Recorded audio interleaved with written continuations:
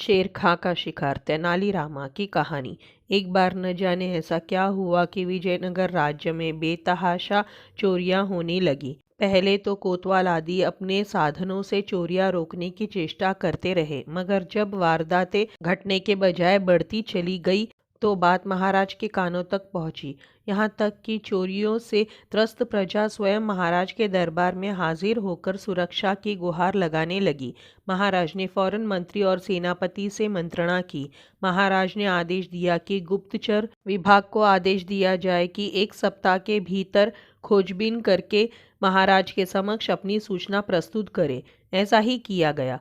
गली गली में जासूस फैल गए और फिर गुप्तचर विभाग से जो सूचना मिली वह बेहद चौंकाने वाली थी। ज्ञात हुआ कि शेर खां नाम का एक बटमार अपने गिरोह के साथ राज्य में घुस आया है और उसे शत्रु राज्य का समर्थन भी प्राप्त है। उद्देश्य है कि विजयनगर को कमजोर कर दिया जाए।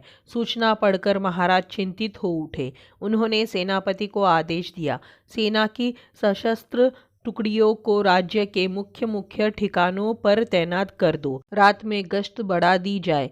किसी भी अजनबी की पूरी छानबीन की जाए और संदेहास्पद व्यक्ति को तुरंत गिरफ्तार कर लिया जाए। फिर महाराज ने मंत्री जी को आदेश दिया कि पूरे प्रजा की सैनिकों को सतर्क कर दिया जाए। प्रत्येक अजनबी और उसकी गतिविधियों पर नजर रखी जाए। तुरंत सेना हरकत में आ गई। लाख कोशिशें की गई, किंतु चोरी चकारी की वारदातें बढ़ती ही चली गई। इतना ही नहीं, अब तो सुनसान क्षेत्रों में राहजनी की वारदातें भी होने लगी। प्रजा त्राही त्राही कर उठी। अपराधी इतने शातिर थे कि वारदात भी कर देते और किसी को कानो कान खबर भी न होने देते। महाराज बहुत परेशान हो गए। एक दिन तो क्रोध में आकर उन्होंने भरे दरबार में सेनापति को इतना डांटा, इतना धिक्कारा कि वह सिर उठाने के भी काबिल न रहा। राज दरबार स्तब्ध था और महाराज की घनगर्ज सुनाई दे रही थी। अब तो इन चोरों को पकड़ने का एक ही उपाय रह गया है कि हम इन्हें सम्मान से आमंत्रित करें कि आओ भाई, अपनी शक्ल हमें दिखा दो और हमारा आधा राज्य ले लो या अपनी गिरफ्तारी का जो मुनासिब इनाम चाहे ले लो और अपने आप को हमारे सेना के हवाले कर दो। सभी दरबारी लज्जा से सिर झुकाए बैठे रहे। ऐसे में एकाएक ही राजपुरोहित को सूझा कि क्यों न इस संकट में तेनालीरामा को फंसा दिया जाए। वह झट से महाराज के निकट पहुंचकर फुसफुसाया, अन्नदाता, जहाँ हम सब हारते हैं वहाँ तेनालीरामा जीतता है। महाराज तुरंत राजपुरोहित का इशारा समझ गए। तेनालीरामा का ख्याल आते ही उनकी आंखें चमकने लगी। वे फौरन तेनालीरामा की ओर पलटकर बोले, तुम कुछ क्यों नहीं करते तेनालीरामा? करूँ तो तब ना अन्नदाता, जब आप आदेश दे। अपने आसन से उठकर तेनालीरामा ने हाथ जोड़कर नम्रतापूर्वक बोला, माँ काली की कृपा से मैं शेर खान तो क्या, उसके पूरे खानदान को बंदी बनाकर आपके चरणों में डाल सकता हूँ। यदि ऐसी बात है तो तेनालीरामा, हम तुम्हें विजयनगर का सर्वोच्च सम्मान प्रदान करेंगे। महाराज ने उत्सुकता पूर्वक कहा। तब तेनालीरामा ने महाराज से 1 माह का समय मांगा और दरबार से चले गए। और फिर पलक झपकते ही यह खबर सारे राज्य में फैल गई कि तेनालीरामा माँ काली को प्रसन्न करके शेर खां को परिवार सहित बंदी बनाने वाला है।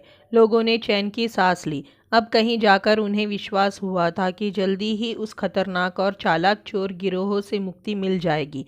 उधर जब यह खबर शेर खां को मिली, तेनालीरामा की नादानी पर खूब हंसा। मूर्ख है ये तेनालीरामा, जिस शेर खां को दिल्ली की फौज न पकड़ सकी उसे ये 1.5 पसली क्या खाकर पकड़ेगा। उससे पहले मैं उसकी चटनी बना दूंगा।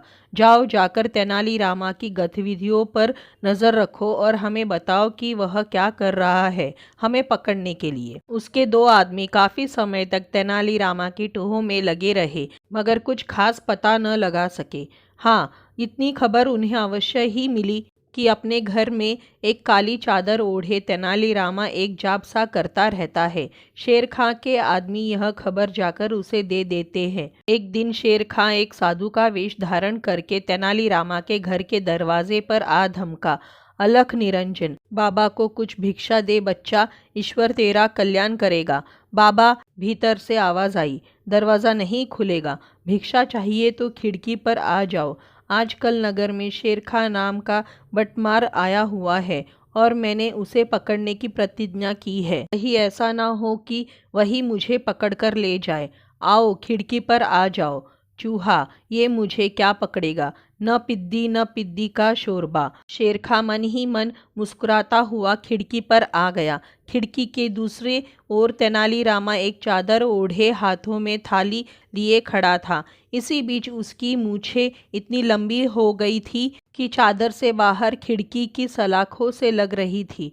फिर जैसे ही उसने दोनों हाथ सलाखों से बाहर निकालकर शेरखां की झोली में थाल का सामान उलटना चाहा, वैसे ही शेरखां ने उसकी मूछ पकड़ ली और गुर्राया, मुझे पहचान ले, मैं ही शेरखां हूँ। आज सिर्फ तेरी मूछ उखाड़ कर ले जा रहा हूँ। अगर मुझे पकड़ने की कोशिश की तो तेरा सिर ही उखाड़ कर ले जाऊंगा।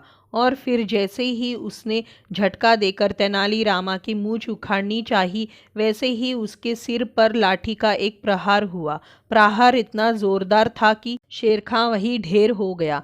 लाठी मारने वाला तेनालीरामा का ही आदमी था। उन दोनों ने शेरखां की मुश्कें कसी और दरबार में ले जाकर महाराज के कदमों में डाल दिया। महाराज बहुत खुश हुए।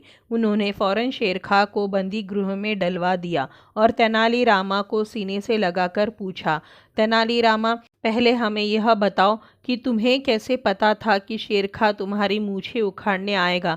शेरखां की पिछली कारगुजारियों से महाराज, गर्व से सीना फुलाकर तेनालीरामा बोला, मैंने अपना एक आदमी दिल्ली भेजकर उसके स्वभाव का अध्ययन करवाया, जिससे पता चला कि वह अपने शत्रुओं की मूछें ही उखाड़ता है। बस इसलिए मैंने उसे परिवार तक ललकारा और वह आ धमका मेरी नकली मूछें उखाड़ने।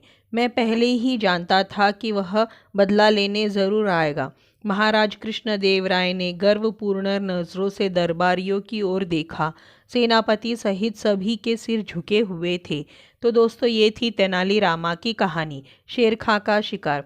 आपको कैसी लगी? अगर अच्छी लगी हो तो इसी तरह की कहानियों के लिए चैनल को सब्सक्राइब करें, वीडियो को लाइक करें, शेयर करें। धन्यवाद।